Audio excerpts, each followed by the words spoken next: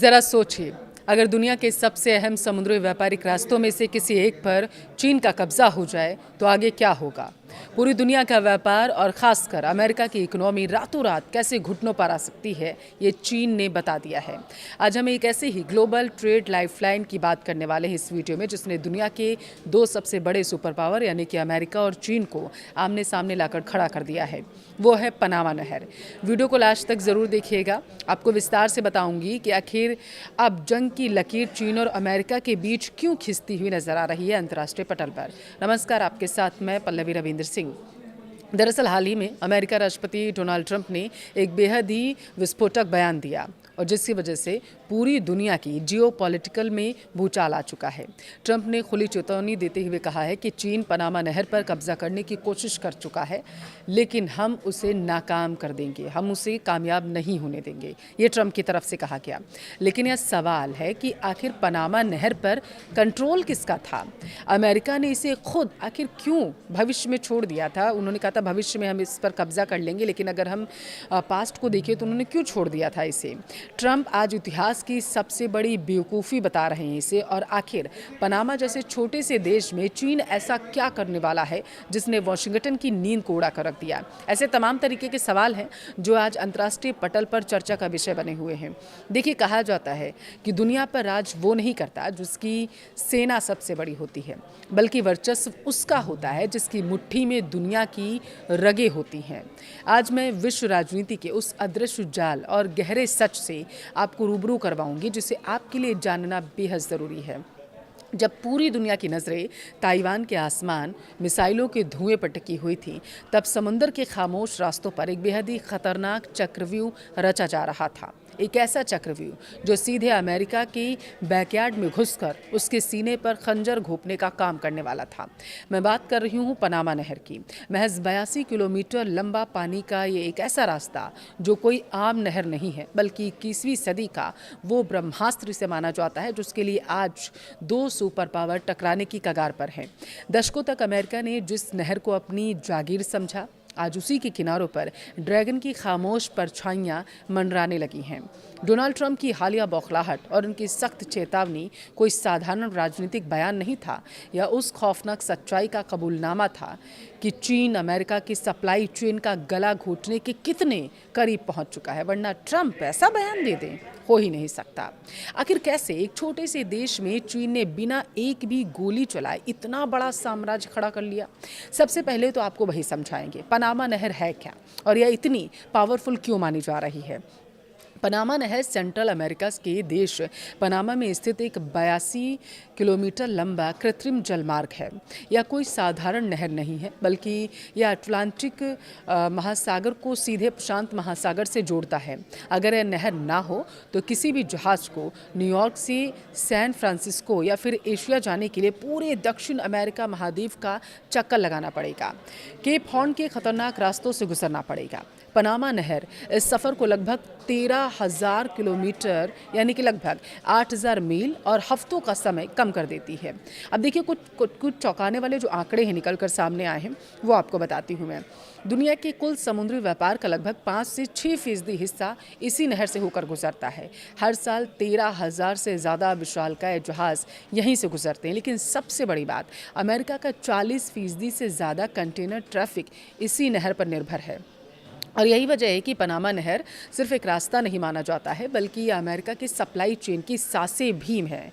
अगर यहाँ कोई रुकावट आ जाए तो अमेरिका के सुपरमार्केट्स खाली हो जाएंगे, महंगाई अमेरिका में आसमान छूने लगेगी। और ठीक इसी सांस की नली पर अब चीन अपना हाथ रखना चाहता है, इस नली को दबाना चाहता है। ट्रंप के गुस्से को समझने के लिए आपको ये समझना होगा कि इसका इतिहास क्या है। पनामा नहर का निर्माण 1904 में अमेरिका ने शुरू किया था।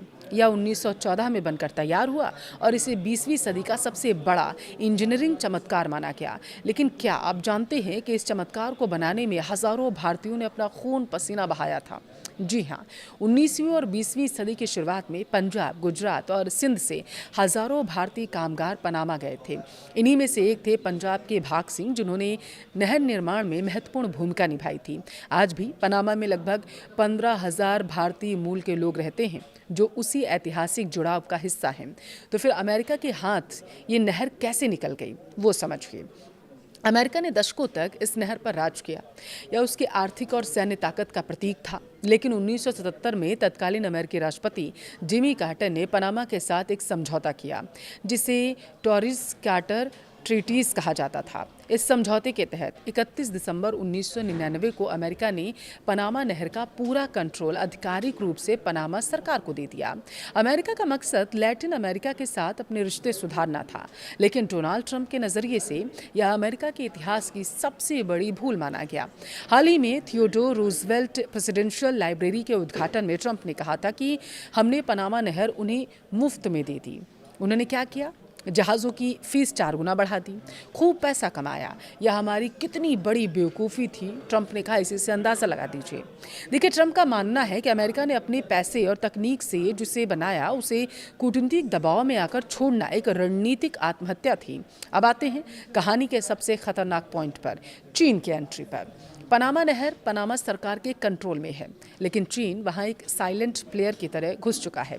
चीन पनामा नहर का अमेरिका के एक बाद दूसरा सबसे बड़ा यूजर है, लेकिन चीन सिर्फ नहर के इस्तेमाल तक सीमित नहीं रहना चाहता। पिछले कुछ सालों में चीन की कम्युनिस्ट सरकार ने पनामा में अरबों डॉलर का निवेश किया।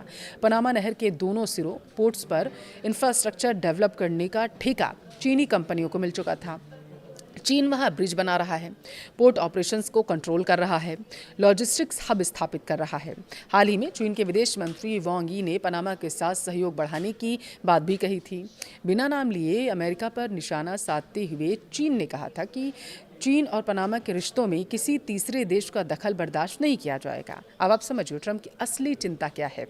ट्रंप और अमेरिका रक्षा विशेषज्ञों को डर है कि चीन चेकबुक डिप्लोमेसी पनामा की सरकार को अपने प्रभाव में ले सकता है।